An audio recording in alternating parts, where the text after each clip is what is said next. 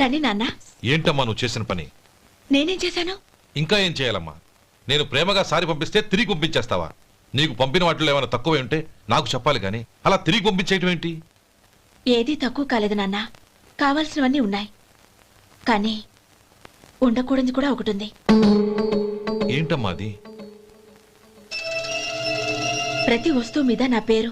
అందులో తప్పేముంది? నాన్న, ఎప్పుడైతే నేను ఇంట్లో కోడలిగా అడుగు పెట్టానో అప్పుడే వీళ్లలో ఓ మనిషిని అయిపోయాను. మీరు పంపిన వస్తువులు ఇక్కడుంటే అవి చూసినప్పుడల్లా వాటి మీద నా పేరు కనపడి ఇది నీది అని గుర్తు చేసి నన్ను పరాయిదాన్ని చేస్తాయి. అది కాదమ్మా. ఇంకేమీ చెప్పకండి నాన్న. పాలలాంటి ఈ ఇంట్లో నన్ను పంచదారలా కలిసిపోనివ్వండి. 10 కాలాల పాటు నన్ను తీయగా బతకనివ్వండి.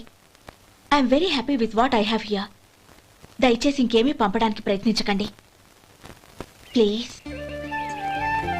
కూతురుగా